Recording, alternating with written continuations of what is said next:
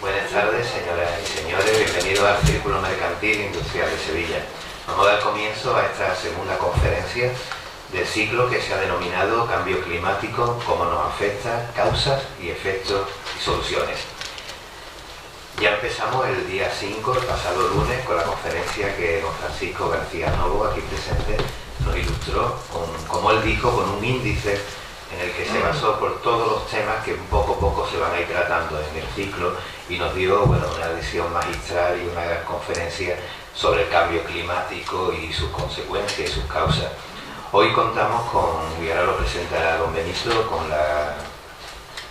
la presencia de un socio nuestro del Círculo Mercantil, don Luis Fernando López Cotín, que es el director del Centro de Meteorología Territorial de Andalucía Occidental, Ceuta y Melilla. Después de esta conferencia, ahora el conferenciante será presentado por don Benito Valdés, que, como ya saben los que estuvisteis en la anterior conferencia, es la persona que ha coordinado todo el ciclo, catedrático de Botánica de la Universidad de Sevilla. Este ciclo, que empezó el lunes, hoy la segunda conferencia, continuará el próximo lunes, 12 de febrero, con la conferencia que también dará otro socio del Círculo Mercantil también, don Joaquín Rodríguez Vidal, catedrático de Geodinámica.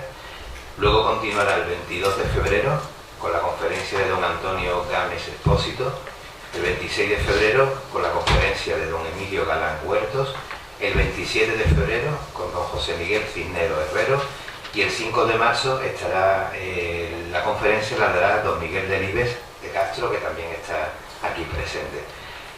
El ciclo terminará con la conferencia que don Benito nos dará el día 8 de marzo. Un ciclo muy interesante que le animo, como también decía el profesor Benito Valdés, decía en la anterior conferencia, les animo a participar en todas ellas para sacar una conclusión de todo el ciclo. Con lo cual les dejo ya con las palabras de don Benito Valdés, que presentará al conferenciante y hablará también sobre el ciclo. Don Benito, por favor. Muchas gracias, señor presidente.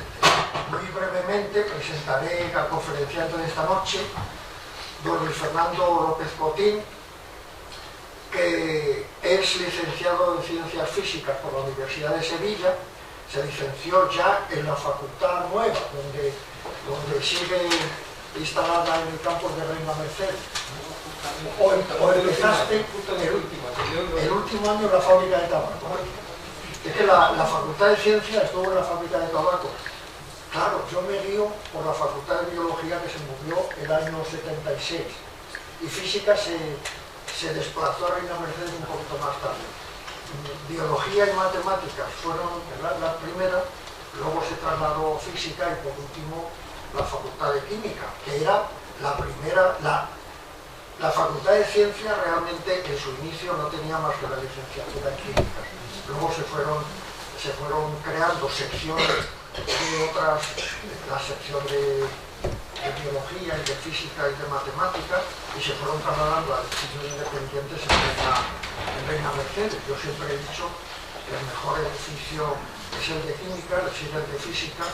El de Matemáticas y el de Biología allá están, pero yo creo que el peor es precisamente el de la Facultad de Biología, pero ¿qué le vamos a hacer? Bueno, don Luis Fernando se licenció en Físicas, como he dicho, en la Universidad de Sevilla, y además se diplomó en Dirección Pública en el Instituto Nacional de Administraciones Públicas. Y ha sido primero jefe de la Unidad de Estudios y Desarrollo en Sevilla y jefe de la Oficina de Meteorología de Defensa de Morón en Sevilla. Después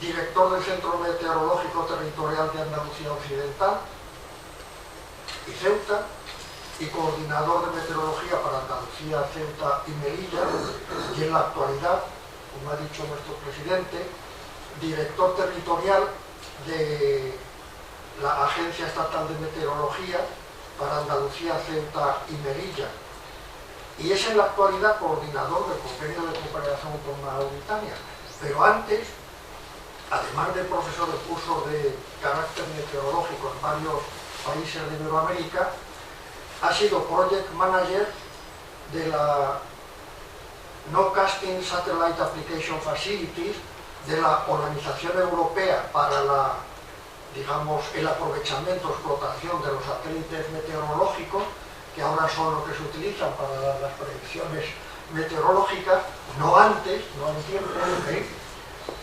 Ha sido consultor del proyecto Clima Iberoamericano en distintos países americanos, tanto del Caribe, bueno, aquí tengo anotados Haití y República Dominicana, como de América del Sur, Ecuador, Bolivia y Uruguay, por lo menos.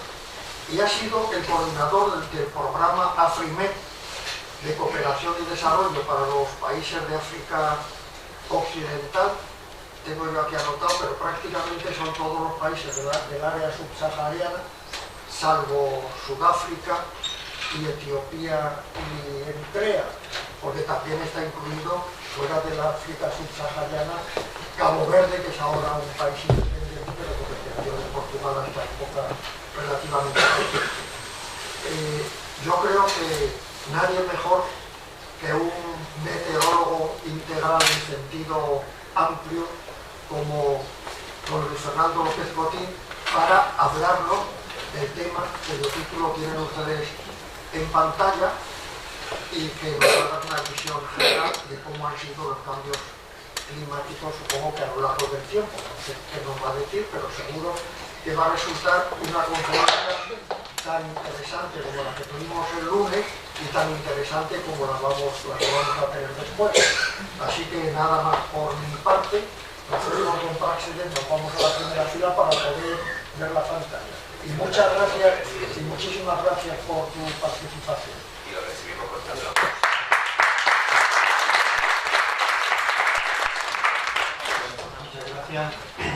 Muchas gracias al Círculo Mercantil por la ocasión que me ofrece de presentar aquí algunas ideas básicas sobre el cambio climático que está también en boga. Muchísimas gracias, querido amigo Benito. Tantísimos nombres y tantísimas historias. Yo me he movido un poco, pero desde luego he estado siempre aquí afincado en Sevilla y en el Círculo Mercantil también, en las instalaciones deportivas. Bueno, entrando ahí un poco al tema, pues qué decir. Pues decir que la verdad es que los meteorólogos, para empezar, que los meteorólogos nos vemos algunas veces en situaciones un poquito complicadas. No digo nada, un previo a la Semana Santa en la cual las previsiones meteorológicas indican que va a haber lluvia en la madrugada, ¿no? Eso ya es una... Pero vamos, que la jornada de hoy también es un poquito es de libro, es de campeonato, porque tratar de convencerles a ustedes que estamos en un proceso de calentamiento global un día como hoy, tiene que ser. Pero en fin, vamos a intentarlo, ¿no? Bueno, traigo aquí una primera diapositiva en la que se hace mención que en el año 2017, bueno, se ha pasado un periodo de sequía muy importante y que con motivo de ese periodo de sequía, los incendios forestales, los desastres que han ocurrido en Portugal, etcétera, etcétera, una serie de conciertos, el periodista indica como que la conversación sobre tiempo, que es una conversación muy casual y que ocurre muy frecuentemente, pues que ha cambiado y cede el testigo al concepto de cambio climático y la gente, por lo visto, ahora lo que hablan en el ascensor es de cambio climático más eso. Eso es lo que dice el periodista y a mí me sirve pues para presentar un poco este tema. Y quisiera hacer un previo, ¿no? Y el previo es distinguir, por favor, tener muy claro el concepto tiempo y el concepto clima, que están naturalmente asociados porque uno es el resultado del otro, de la variación del día a día, ¿no? Es lo que hacemos con el tiempo y lo que hacemos de la predicción del tiempo. Y otra cosa diferente es el clima, que son valores medios a lo largo de periodos suficientemente amplios, etcétera, etcétera, ¿no? O sea, quiero decir que son dos conceptos distintos y que muchas veces no lo tenemos muy presente, y por eso el periodista dice que como en el año 2017 pues ha ocurrido que hemos tenido muchos incendios y una sequía muy acusada, pues ya hemos cambiado el tema de conversación del tiempo al clima, cosa que Que si es verdad, pues será verdad, pero vamos, que yo creo que no deberíamos de mezclar cosas, ¿no? Por lo que ocurra en un verano del 2017 estamos hablando del cambio climático, ¿no? Sobre el cambio climático en general, bueno, pues habría que preguntarse si tiene impacto en la sociedad. Yo creo que la respuesta es clara y evidente, ¿no? Incluso uno se pregunta, ¿y hay un exceso de información sobre el cambio climático? Si uno entra en Google y pone la palabra cambio climático en castellano, pues si lo pone en inglés es muchísimo más, ¿no? Pero si lo pone en castellano salen más de 2.200.000 resultados así, en segundos, ¿no? Como van estas cosas, ¿no? O sea que realmente hay una cantidad de información, como pasa todo en esta sociedad, ¿no? Que lo que tenemos ahora mismo es exceso y lo que hay que hacer es ir expurgando y tratar de sacar la información que sea válida, ¿no? Entonces, bueno, pues yo creo que eso es importante, saber sobre el grado de concienciación de la sociedad, pues uno se lo pregunta de la sociedad, de los gobernantes y de todos, ¿no? De saber, bueno, y en el fondo se habla mucho de cambio climático, pero esto está calando, esto llega a algo, esto implica algunas medidas que se toman o no se toman, pues vamos a tratar de reflexionar un poquito. Hay dos conceptos también, los agoreros y los ilusos, ¿no? Parece que hay unos que son, bueno, catástrofe terrible y otros que son ilusos, no pasa nada, si esto en realidad no merece la pena, ¿no? Sobre estas cositas a ver si comentamos un poco, y yo creo que el objetivo sería un poquito de la charla, pero vamos, en general, ¿no? O sea, yo creo que sobre un tema como este, pues yo creo que hay que tomar criterios, hay que coger información, hay que distinguir cuáles son las claves del clima, de la evolución, tenerlo un poquito más o menos claro, algo más allá que vaya de lo que habíamos dicho antes de tiempo y de clima, ¿no? Ver qué son los escenarios, el planteamiento, el concepto de escenarios que se plantean para el cambio climático, las metodologías de trabajo, cómo se aborda, cómo se puede ir, y después el grado de incertidumbre ante el cambio climático, porque eso es un elemento fundamental, ¿no? Bueno, por eso le ponía ese título para enganchar, ¿no? Porque incertidumbre, a ver las haylas, y lo que hay que hacer es acotarlas y trabajar con ellas y ver qué es lo que se puede hacer, ¿no? Pero las hay, o sea, no, ni agoreros ni ilusos, nos quedamos un poco en un punto intermedio y vamos a ver con qué trabajamos, ¿no? ¿Qué es la incertidumbre? Pues la incertidumbre, RAE, ¿no? Pues la falta de conocimiento seguro y claro de algo. Bueno, pues esto es lo que o sea, vamos a tratar de dar unas poquitas ideas, ¿no? Simples, a ver si lo logro, que nos aclare un poquito más sobre esto, ¿no? Hay que identificar las incertidumbres, o sea, dentro de lo que es el cambio climático, pues vamos a ver cuáles son las cosas que nos dan más incertidumbre, menos incertidumbre, tratar de acotarlas, ver cuáles son los fundamentos, bueno, por qué exigen esa incertidumbre, tratar de saber y qué alcance tiene. Si la incertidumbre es enorme o si la incertidumbre está muy acotada, es muy chiquitita, y entonces podemos hablar casi de certezas, y después por gestionarlas, porque ya digo que aunque haber las hayas, pues la incertidumbre luego, al final hay que gestionarla, no porque exista una incertidumbre no se hace nada, ¿no? O todo lo contrario, ¿no? Cuando hay incertidumbre, pues aquí hay un cambio, ¿no? Hay que gestionarla en su medida, ¿no? ¿Entiendes?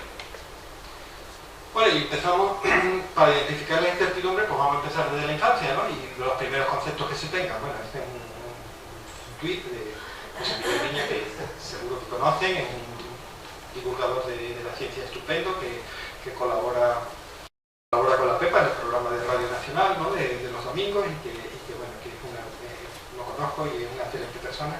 Y bueno, y fue muy gracioso este tuit, ¿no? Hace una referencia ahí a las cajas Alpi, ¿no? ¿Cómo llega una cosa tan inocente como las cajas de lápices en los años 70? Bueno, yo ya casi no sé si algo pintaría, pero ya he empezado a dejar de pintar, pero en fin, en los años 70 y en la actualidad, yo creo que se refleja bien en la imagen, ¿no? O sea, las montañas nevadas, en los años 70, cómo se van desapareciendo. Bueno, pues eso es concienciación. Eso la sociedad se está enterando de que efectivamente el cambio climático hay y lo refleja hasta en eso, ¿no? Bueno, pues vamos a avanzar un poquito más allá de la infancia. Vamos a ver otros conceptos. Ahí bueno, nos están apuntando cosas, ¿no? Pero claro, la incertidumbre es inmensa, ¿no? Bueno, sobre las noticias, que ya he adelantado un poquito, ¿no? Pues esas noticias, ¿no? El invierno del 54, la nevada de esta mañana se leía en la prensa, va a volver a nevar este fin de semana, en fin, dejamos la pregunta, no va a contestar. No es tema de la conferencia. La nevada del 54, bueno, pues ahora ya no nieva, entonces cambio climático, hay un calentamiento, los inviernos ya son otra cosa, pero sin embargo luego vemos de este mismo año, ¿no? Hace unos días, ese tuit también, ¿no? Nevado de ahí la puerta del desierto en Marruecos, ¿no? Al sur del Alba, ¿no?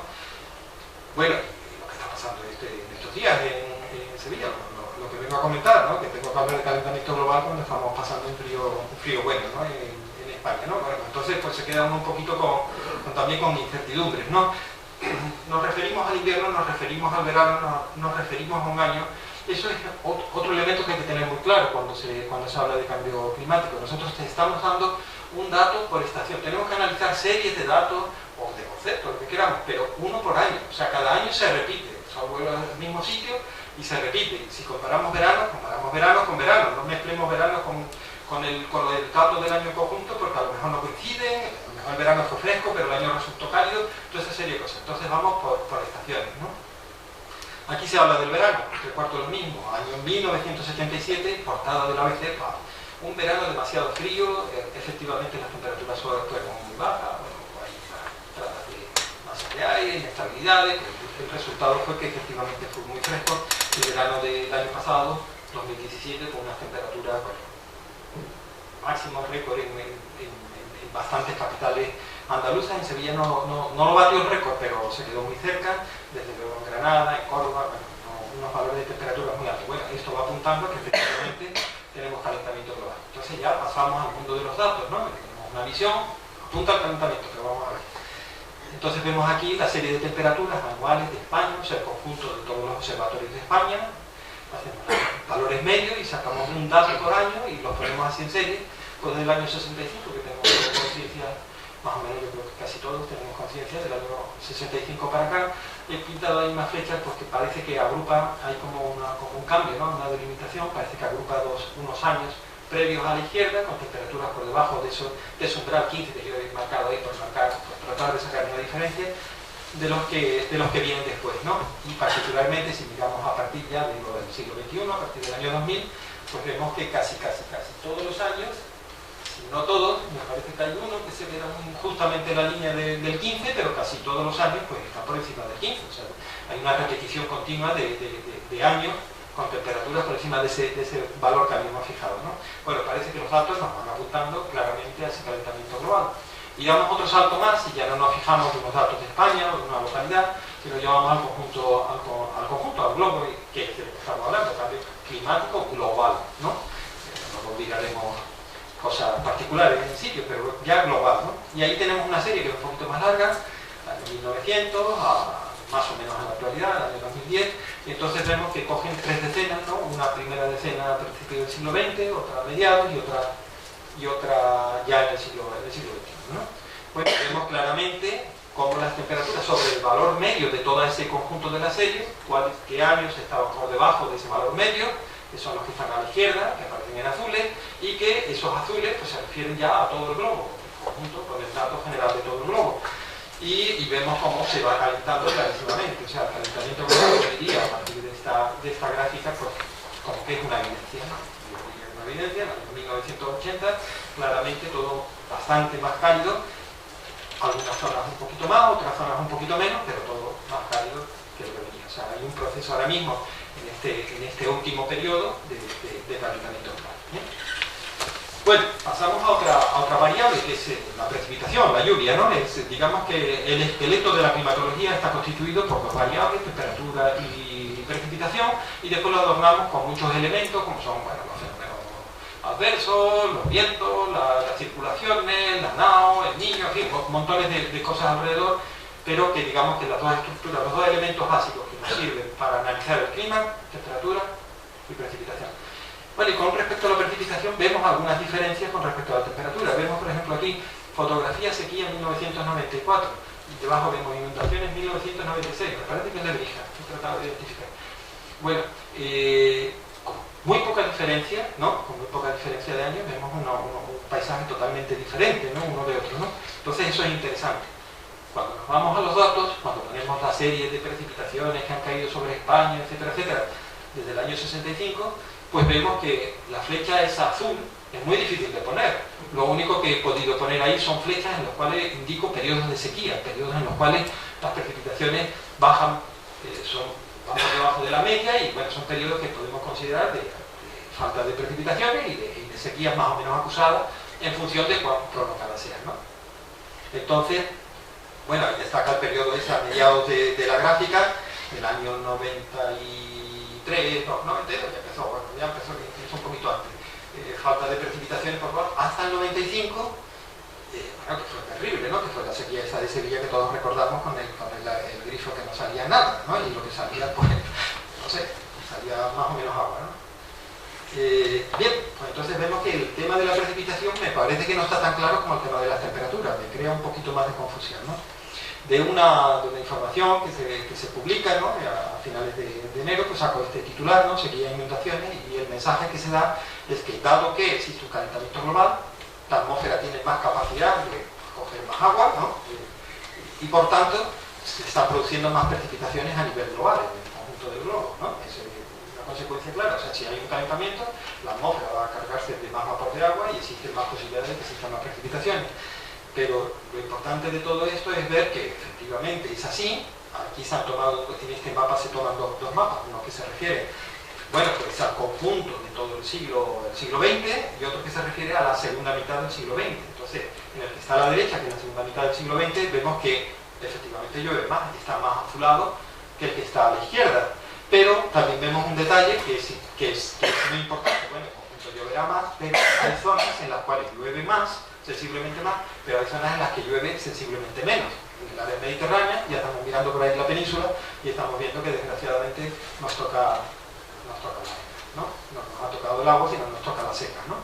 Entonces, bueno, pues es otro elemento, o sea, las precipitaciones, podemos llegar a la conclusión de que es más complicado el manejo de esa variable meteorológica, y por otra parte, pues llegamos a la conclusión de que a nosotros nos va a tocar mal, aunque en el conjunto global, pues parece que las precipitaciones van a ser, o han sido, hasta ahora, la evolución que han tenido, han sido más abundantes, ¿no? Bueno, de los elementos de eso que digo que van adornando el concepto de clima, pues están los fenómenos adversos, ¿no? La apariencia, el que aparezcan los tornados, que aparezcan las tormentas marinas, los granizos que asombran en las playas, etcétera, etcétera, todo ese tipo de cosas, ¿no? Efectivamente, bueno, hay una herramienta que tiene la Agencia Estatal de Meteorología que es cooperativa, o sea, que está abierta a todos los ciudadanos mandan allí sus informes cuando venga algo que llama la atención, y efectivamente pues se va poblando de fenómenos adversos, y entonces pues es impresionante realmente. O sea, yo recuerdo que había como un librito muy bien guardado de un fenómeno que había pasado un tornado en los años 70 por el aeropuerto de Sevilla, había sido, bueno, objeto de estudio, un libro encuadernado, no sé qué, no sé cuánto, y ahora pues los tenemos cada 2 por 3 en todo eso. Pero claro, todo esto hay otro factor que es un factor social, que es la imagen que hay debajo, ¿no? Ahora mismo hay 50.000 ojos y sobre todo 50.000 registros gráficos, entonces la información se maneja de una manera distinta a como se manejaba antes. Entonces, ¿hay más fenómenos? Aquí hay un elemento de incertidumbre, ¿no? ¿Hay más fenómenos o hay más personas que observan los fenómenos, ¿no? Bueno, digamos que vamos planteando tendencias con su más o menos incertidumbre. Bueno, esto es un poquito la conclusión que yo venía a decir antes, ¿no? Que es el hecho de que en el periodo industrial, que existen datos, digo, mediados del siglo XIX, pues estamos en un proceso de calentamiento claro de la atmósfera, y además creciente, ¿no? O sea, cada vez más acusable, ¿no? Esa sería un poco la idea. Que la extensión sobre el globo es bueno, pues que realmente está aumentando la temperatura en casi toda la zona, particularmente en las estepas de Siberia, etcétera, etcétera, Mongolia, en sitios de eso, y que solamente en algunos puntos dentro del Atlántico Norte, digamos Islandia, pues se ven con unas temperaturas más bajas, pero todo el conjunto del globo es absolutamente general el que se está calentando. Hay que darle como que eso es un proceso que está ya en marcha y que se constata. Y en cuanto a las precipitaciones, bueno, la gráfica esa que presenté antes, que es más precipitaciones, pero de alguna manera, no distribuida de una manera tan homogénea como aparecía en la temperatura. Esa sería un poco la idea. Bueno, pasamos al segundo punto, que sería ver, bueno, este cambio climático, a qué puede ser debido, a ver cuáles son los fundamentos, a ver si sabemos acotar esta incertidumbre y toda esta serie de cosas, ¿no? Bueno, está claro que la Tierra gira, ¿no? Es el elemento fundamental, de la noche, en fin, de muchos procesos, ¿no? Y que por supuesto da vuelta alrededor del Sol.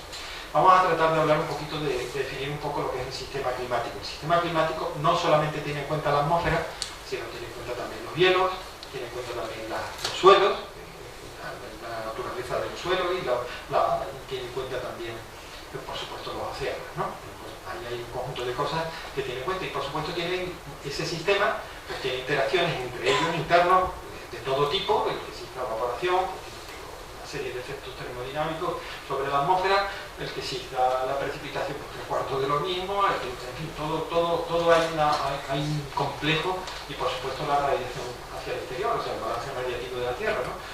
Energía que entra del Sol, energía que sale de la Tierra, ¿no? Ahí hay un balance que, bueno, que estaba más o menos equilibrado en función de lo que entre, ya lo veremos, y que, bueno, que ahora mismo pues se va a romper por efecto del hombre, pero no me quiero adelantar porque eso viene después, ¿no? Bueno, el caso es que tenemos un sistema climático que es el conjunto de todas esas cosas y que existe una fuerte interacción entre todos esos elementos. Ese sería un poco el mensaje, ¿no?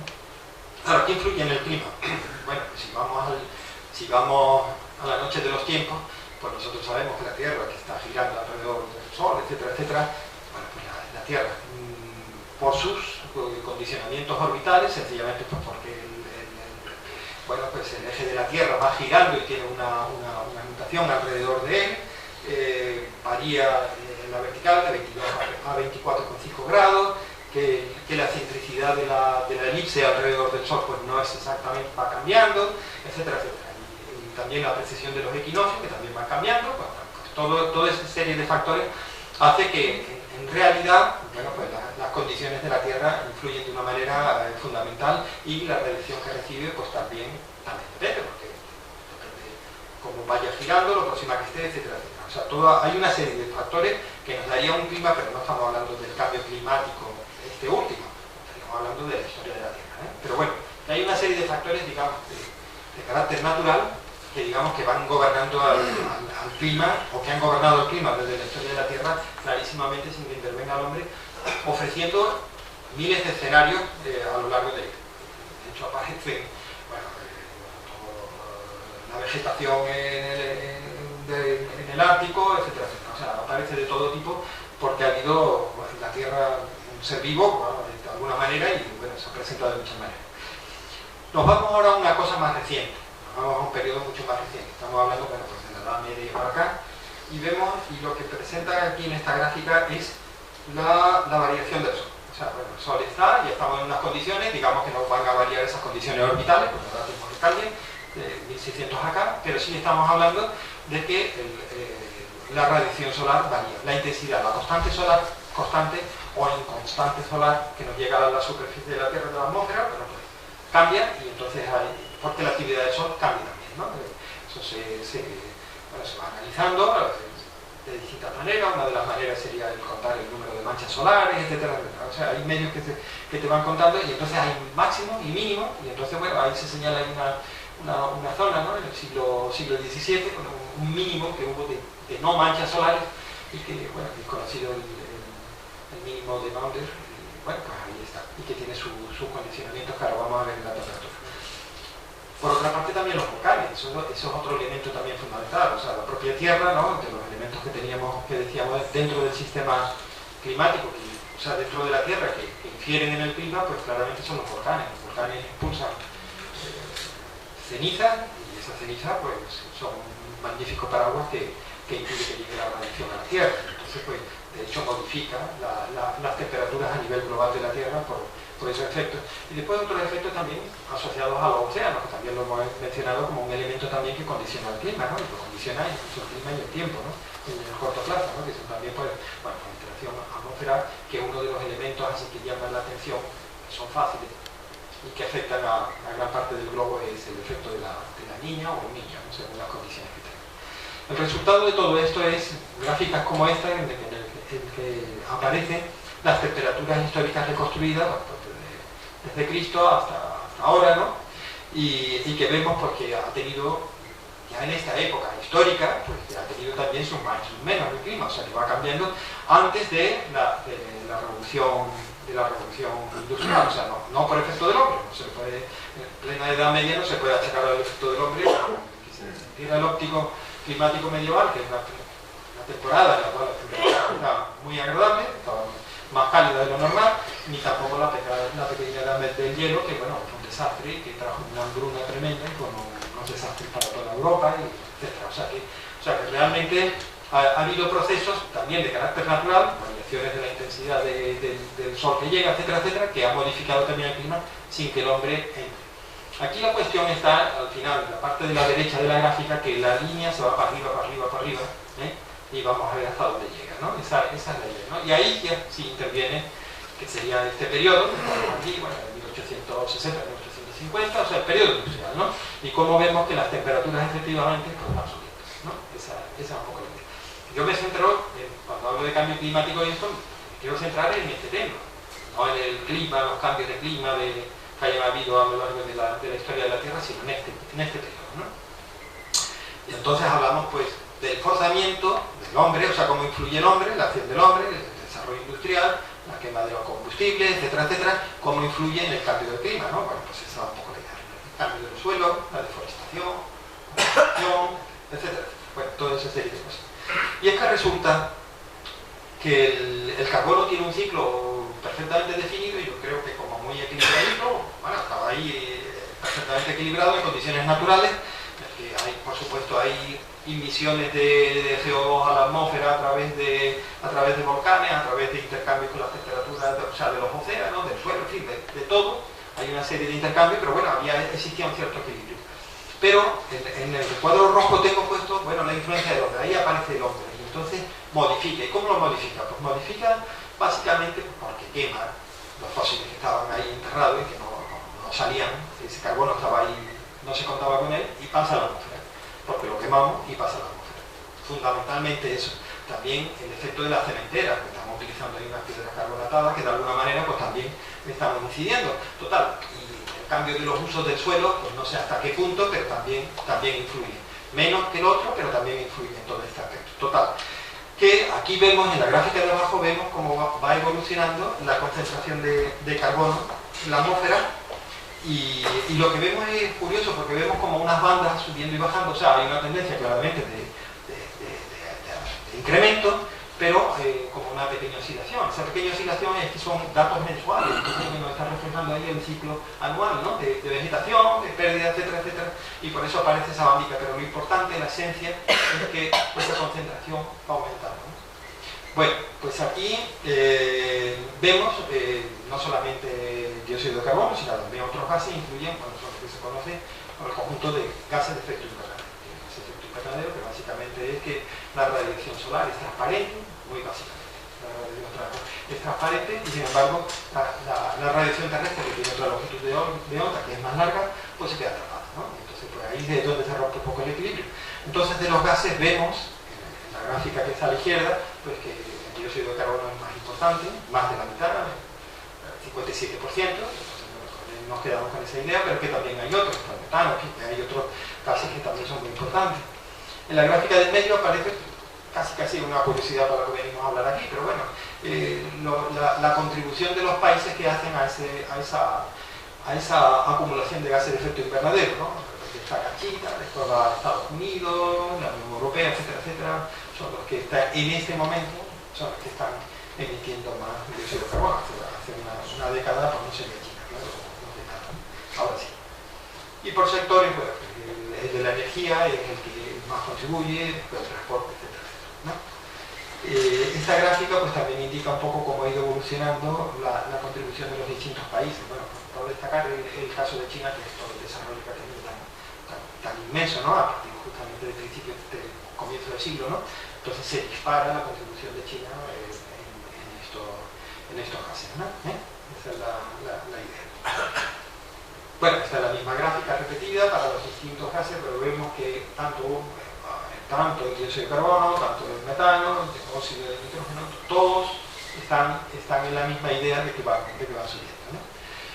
Bueno, pues con este estado de cosas, pues lo que tenemos es que conocer el funcionamiento de estos gases, laboratorio, que se va conociendo cómo influyen en el sistema climático, estamos conociendo todo conceptualmente cuáles son los procesos que van a influir, o que influyen de hecho en el cambio climático, y después surge aquí un tema que es absolutamente capital, que es el hecho de tener el apoyo de la modelización numérica, o sea, el desarrollo de los ordenadores, y pues nos permiten hacer modelos numéricos, y los modelos numéricos es la mejor herramienta que tenemos pues, para ver cómo va evolucionando todo eso. Esta es una imagen del primer IBM que se puso en marcha. Y bueno, y esto se refiere también a la predicción del tiempo, que era un poco por donde empezó todo este tinglado. realmente, digamos que la teoría de la predicción, la metodología de cómo se podía utilizar, porque los conceptos físicos de la predicción están en leyes físicas, pero el ponerlo en los ordenadores, digamos que, bueno, fue en el año 22 tal Richardson el que lo describió cómo se podía hacer, ¿no? Que era un instrumento finito y cómo se podía hacer todo este proceso, pero el hombre pues tardó en hacer la predicción de 24 horas, pues tardó, una semana, un mes, no sé, muchísimo, porque la tenía que hacer con lápiz, ¿no? Entonces, pues, no había manera y aquello era lentísimo. En los modelos numéricos, básicamente, lo que hay que tener claro, la idea que hay que llevarse, es que son simplificaciones. Entonces no estamos describiendo aquí exactamente la atmósfera, sino una simplificación de la atmósfera. Estamos imaginando que la atmósfera, bueno, pues eso, en esa gráfica aparece ahí son como pequeñas cajas, y cada una de estas cajas pues da una información sobre temperatura, sobre humedad, sobre cosas, ¿no? que está dando, y que lo importante es que juega unas cajas con otras y va pasando la información y cómo puede ir evolucionando teniendo en cuenta pues todos los aspectos que aparecen ahí en la izquierda, ¿no? La atmósfera, incluyendo la química. Los modelos climáticos hoy en día consideran las características, todas las variables atmosféricas, pero incluyendo también la composición atmosférica del océano, de la salinidad, los hielos marinos, la superficie. En fin, hay una serie de factores que se incluyen, que van más allá de lo que son los modelos numéricos del tiempo. Los modelos numéricos del tiempo estamos muy contentos, que no sé si estamos o no, pero yo sí lo estoy, porque son los grandes avances, que lo sigo de cerca. Pues en los modelos climáticos la cosa es mucho más complicada que los modelos del tiempo. Bien, pero más complicada, ¿no? Pero lo importante es eso, que es una cosa simple. Y otro concepto que hay que tener en cuenta es cómo se aborda la predicción climática. La predicción climática, igual que la predicción del tiempo, yo creo que todos somos conscientes ya de que se habla mucho, los meteorólogos hablan mucho de probabilidad de, ¿no? La probabilidad del 30% que llueva, se habla de probabilidad, eso no es por escurrir el bulto, no se trata de escurrir el bulto, sino se trata de que la propia metodología de cómo hacemos las predicciones ahora mismo del tiempo, pues están basadas en esto, que es por conjunto. No corremos un modelo numérico, no vemos unas condiciones iniciales como va evolucionando, sino vemos unas condiciones iniciales ligeramente modificadas hasta 52 miembros, ¿no? Y los ponemos a correr todos y vemos que se van agrupando en soluciones finales, y a eso le asociamos probabilidades. Entonces, todo eso, que son los resultados de esos 52 modelos, pues se van agrupando y vemos el que tiene más probabilidad. Entonces, si con el mapa que aparece a la izquierda la conclusión era que Sevilla llueve, pues tendríamos que decir que que llueve en Sevilla, pues sería el 50%, el 57% de probabilidad de que llueva, ¿no? Entonces, o sea, viene de ahí, ¿no? Bueno, pues los modelos climáticos, la idea es esa, o sea, que tenemos que hablar siempre de probabilidades. No hay un modelo climático, no queremos trabajar con un modelo climático que nos va a dar la solución, sino que siempre a base de conjunto, esa es la metodología para llegar, para que nos dé probabilidades de escenarios que puedan ocurrir por final, que se lleguen, ¿no? Bueno, pues descartamos un poco esa variabilidad de factores naturales, porque no sabemos los daños que van a haber ni la influencia que pueden tener. Pues nosotros nos encontramos con muchas incertidumbres dentro de los modelos climáticos, pues cómo va a ser la evolución del incremento de los gases de efecto invernadero. Que básicamente estos son tres cosas. Esto básicamente es demografía, economía, modelo de economía que se aplique, y como resultado pues sale un modelo de gasto de energía, ¿no? Entonces, todas esas cosas son unos condicionamientos que nos van a ofrecer, bueno, pues distintas salidas de los modelos. Luego nosotros le metemos toda la física que queramos, pero esas condiciones nos limitan claramente, ¿no? Entonces ahí hay una incertidumbre, porque no sabemos exactamente cuál va a ser el modelo industrial que vamos a tener. Vamos a tener los coches eléctricos ya para el año 20 o 30, todos los coches van a ser eléctricos, no van a ser, en fin, bueno, no sé, hay muchos planteamientos que nos llevan a pensar que pueda cambiar mucho, ¿no? Y en definitiva también, por otra parte, esto que mencionaba, o sea, que la solución siempre va a estar a base de multimodelos, con lo cual siempre vamos a jugar a base de probabilidades. O sea, no podemos decir una solución, el clima es esto y va a ser y va a pasar, y vamos a tener los 2 grados más o los 2 grados menos. Siempre te hablaremos probabilidad de alcanzar tal cosa con este tipo de escenario, con estos tipos de condiciones iniciales, de demografía, economía, etcétera, etcétera, uso de suelo, en fin, bueno, todo lo que sea, ¿no? Esa incertidumbre que llega a la sociedad, que son los impactos que recibimos, si sube el mar y la playa se va, que si, bueno, cualquier efecto que veamos, pues es una incertidumbre que va creciendo en cascada, porque tenemos el primero, bueno, cómo va a estar el tema, los fenómenos naturales, el sol, la actividad solar, no sé cuántos, después el modelo socioeconómico, pero luego tenemos el modelo climático, luego tenemos, mete ahí incertidumbre, porque, insisto, el modelo climático implica que hablemos de probabilidades, porque en sí mismo la metodología lleva consigo probabilidades, no certezas, sino lleva ciertas incertidumbres acotadas. Y el modelo de los impactos, que a su vez también se va abriendo, o sea, crea nuevas incertidumbres. Entonces es algo que se va abriendo y por tanto la incertidumbre pues, hay que tenerlas ahí en cuenta. Esas son una serie de gráficas que básicamente lo que nos vienen a contar, según qué escenario, según en qué modelos de partida nos encontremos, pues tendremos distintas futuros hasta finales de siglo, pues de las emisiones de CO2, la concentración que podamos tener en la atmósfera, porque aunque cortemos la concentración, bueno, pues puede seguir evolucionando, etcétera, etcétera. O sea, ahí hay una serie de escenarios y también pues de sus implicaciones en las dos variables que estábamos hablando. Bueno, ahí habla de otra, del nivel del mar, ¿no? La temperatura y el nivel del mar. Entonces ahí vemos que siempre se abren abanicos. Las soluciones siempre se van abriendo en abanico. Pero, aún así con todo, estos escenarios, con los distintos modelos que aparecen ahí a la izquierda, no sé qué es cuánto, jugando con un montón de información, el resultado siempre viene a ser el mismo. La temperatura, que sería el mapa de abajo, es calentamiento. Las precipitaciones hay según qué zonas. En conjunto, en unas zonas va a llover más, en otras zonas menos, pero el conjunto. A nosotros, insisto, en la zona mediterránea los modelos indican que nos toca la seca, no nos toca la lluvia, no nos toca. Bueno, no sé si con esto resumo un poco lo que ya he venido diciendo, pero bueno, en definitiva, la predicción climatológica, grado de incertidumbre, eso lo lleva siempre asociado. Hay una gran dispersión de fenómenos, de factores iniciales que nos van a ir llevando por un camino o por otro. La propia metodología son los modelos por conjunto y por tanto hablamos de probabilidades, por tanto estamos hablando de incertidumbre. Y el concepto de determinista se olvida uno y hay que hablar siempre de probabilidades, ¿no? Pero aún así, bueno, tenemos conocimientos que nos están dando modelos que van encajando bien con lo que va ocurriendo, con lo cual tenemos un horizonte que, bueno, teniendo los distintos escenarios, sabiendo qué es lo que vamos aplicando en cada momento, podemos ir viendo cómo va evolucionando. Si al principio lo estamos haciendo muy mal porque estamos metiendo mucho CO2, pues podemos ir rectificando y podríamos ir viendo cuándo van a ser los resultados finales, en definitiva.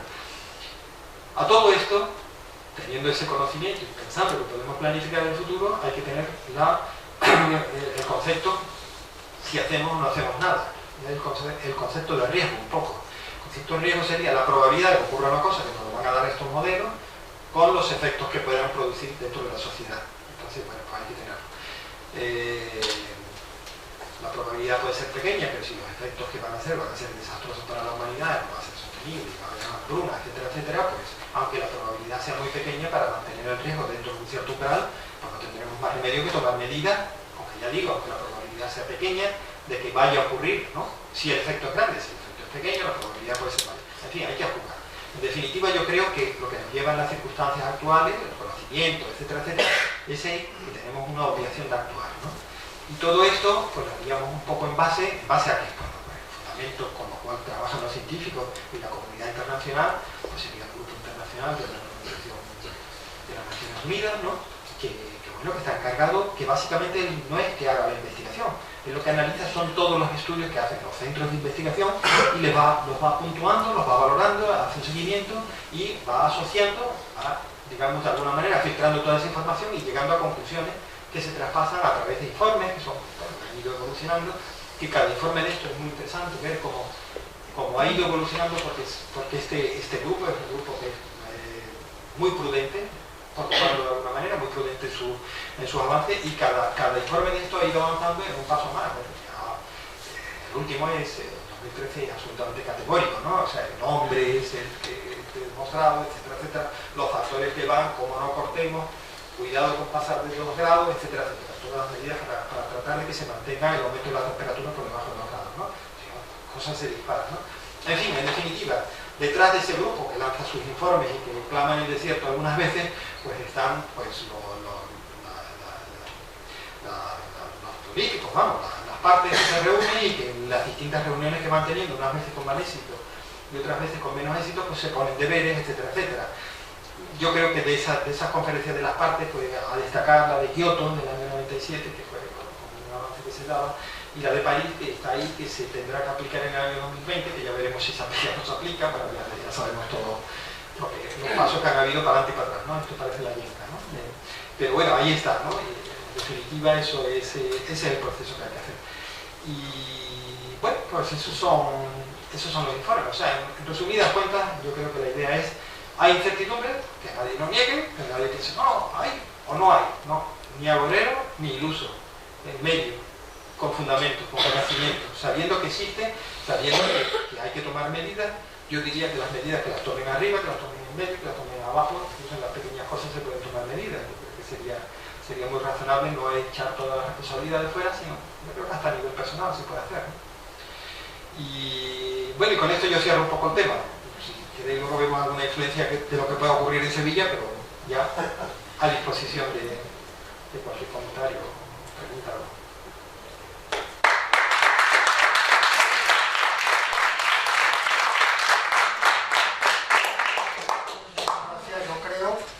Momento de establecer un coloquio si os interesa,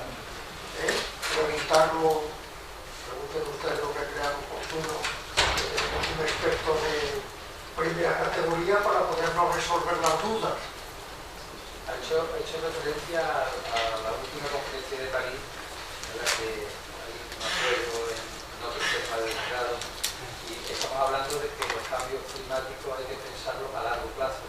Los modelos más o menos, pero yo entiendo por la reflexión que las decisiones políticas influyen también mucho en las posibilidades de que la incertidumbre crezca o disminuya. Hemos oído hace poco que Estados Unidos ha salido del acuerdo, que no sé si será real o no, si será fácil o no, pero al salir de ese acuerdo Estados Unidos hemos visto que es la segunda potencia en emisión de CO2 a la atmósfera. Supongo que en esos modelos que se estudien también se entrará a analizar el impacto que tiene una decisión de ese calibre y sobre todo si se pueden crear lobbies o algo que dentro del propio país hagan recapacitar a los políticos de que sería un error salir de ese acuerdo cuando los indicadores dan una idea de que vamos en sentido contrario. No sé si... Sí, la verdad es que todo eso es verdad, ¿no? O sea, es un pequeño desastre, ¿no? Un gran desastre. El hecho de que una potencia como Estados Unidos decida no seguir por la senda esta, ¿no? De reconocer que sí existe cambio climático y que hay que tomar medidas.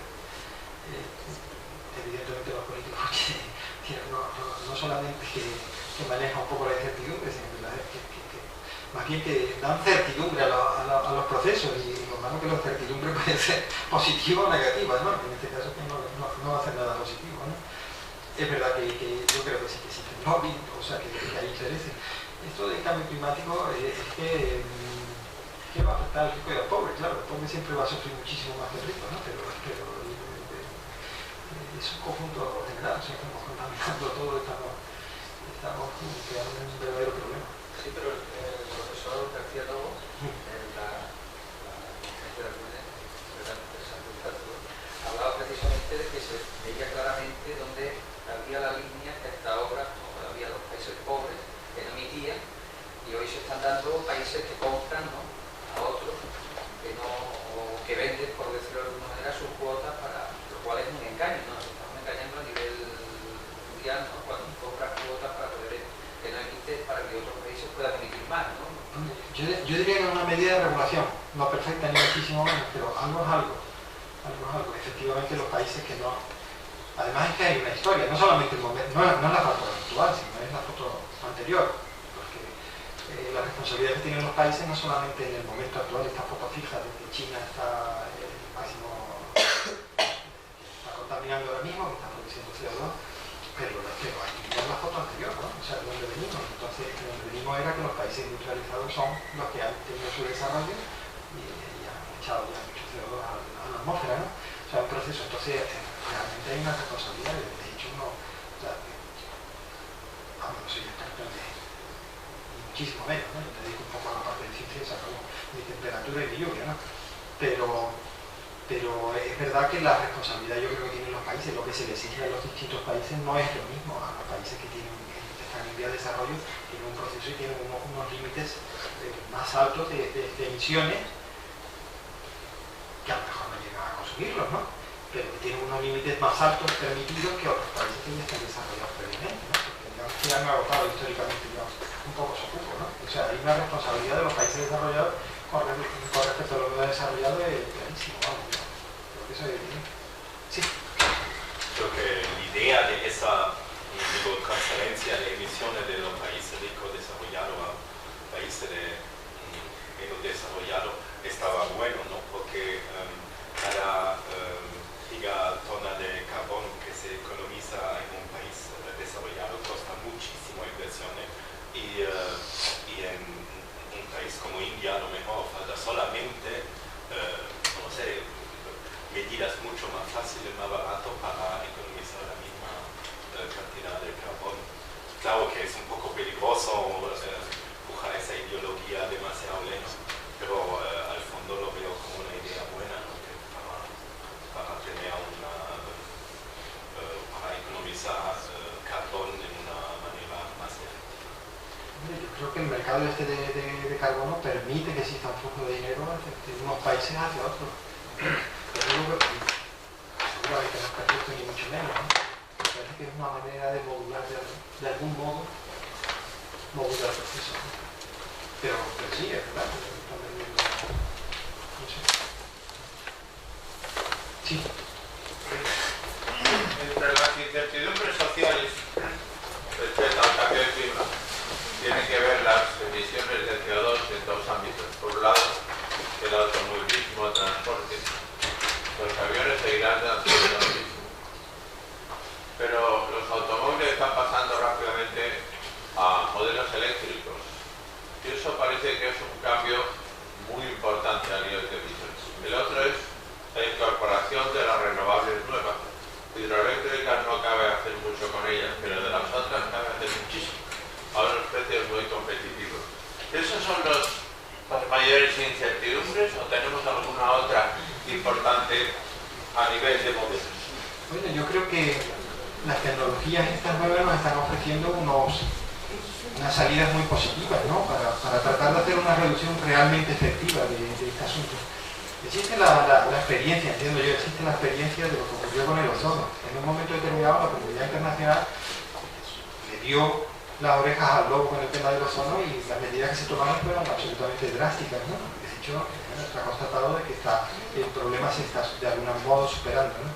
Entonces, el tema del CO2, pues yo entiendo que también posiblemente exista una aceleración en las tecnologías de este tipo, verdes, con respecto al transporte, aunque hoy en día también, vamos, yo entiendo que hay bastantes dificultades para, digamos, cargar una serie de vehículos de manera eléctrica, etcétera, etcétera. Hay procesos que son complicados. Pero bueno, también hablando de horizontes y de todo esto, también existe una tecnología que sería energía de fusión, ¿no? Que también, bueno, es un horizonte que está ahí por delante, ¿no? O sea, me imagino que toda esta serie de elementos pues harán cambiar un poco. Yo creo que es lo que estamos esperando un poco para modificar realmente este proceso, ¿no? Lo siento, en la discusión no creo. Desde que empecé con estas cosas, en 30 años estaba resuelta. Hace 40 años decía 30 y ahora igual. La discusión ya veremos. Gasta mucho dinero. En cambio, gasta dinero, sí. En cambio las solares, esas funcionan ya, sí, y funcionan en perfección. Vale. Pero el problema es que se sumen países a la política que sigue Estados Unidos.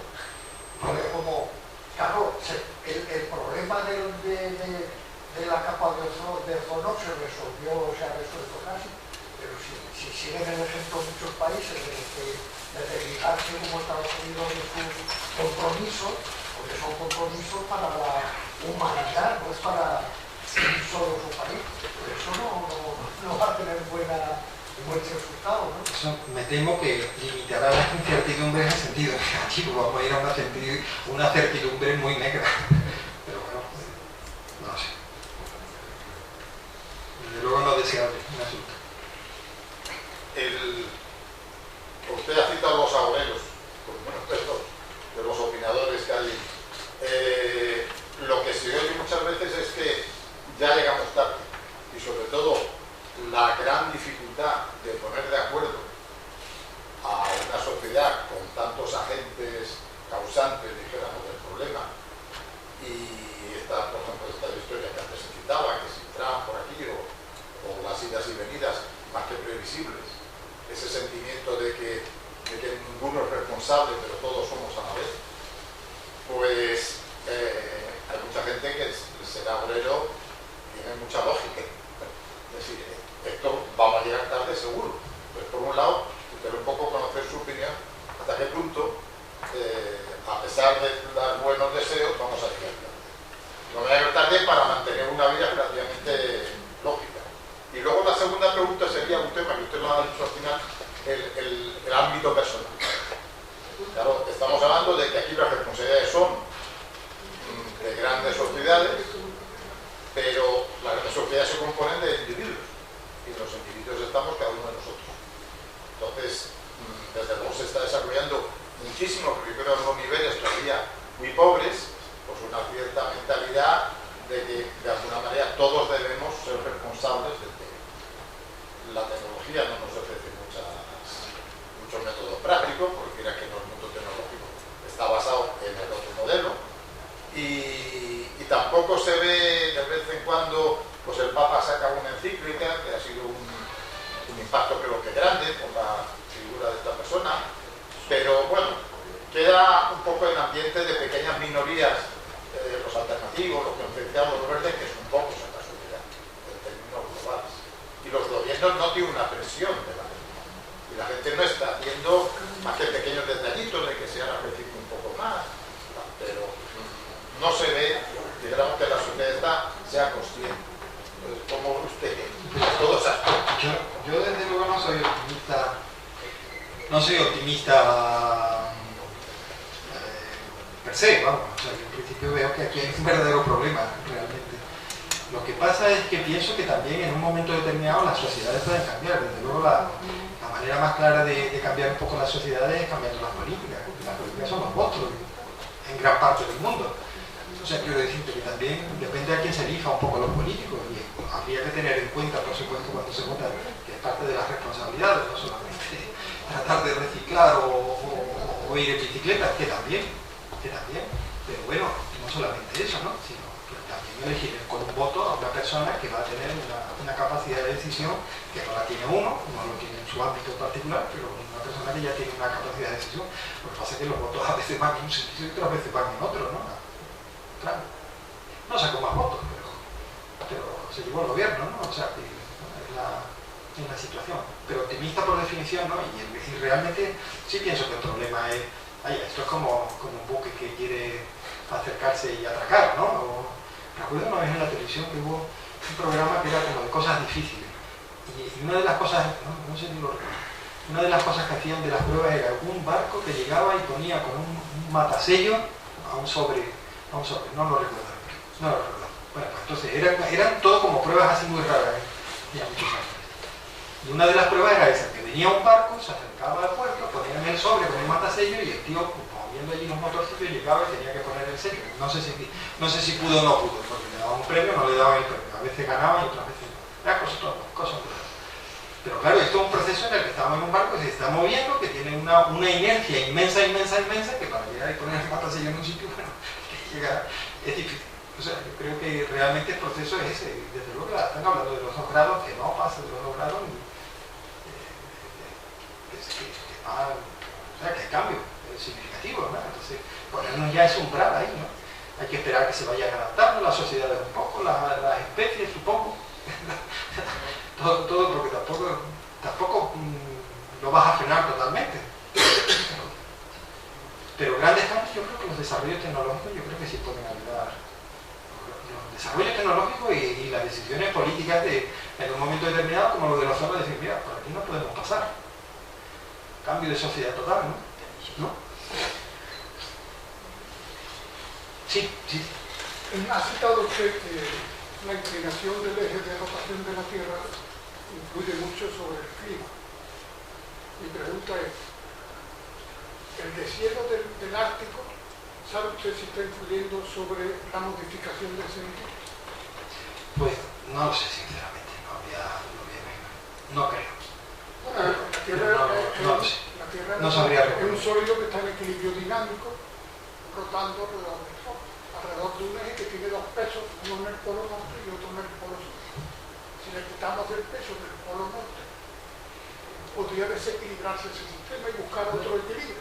Bueno, se está perdiendo también los Entonces le hielos pregunto si tiene usted que en el no- hemisferio sur, pero vamos, yo entiendo que no. De lo que estamos hablando, de lo de la masa que puede ser el hielo del Ártico o algo de eso, con el conjunto de lo que es el planeta Tierra, pienso que no. Pero, sinceramente, vamos, es un comentario que yo hago sin No, tener... la pregunta era si usted tenía noticias si se estaba afectando ese eje o no. No creo. Ok. Bueno, si no hay preguntas por parte de todos los asistentes, agradecer a don Luis Fernando que haya estado aquí con nosotros y invitarle a todos ustedes a la próxima sesión, que es el lunes que viene, y en nombre del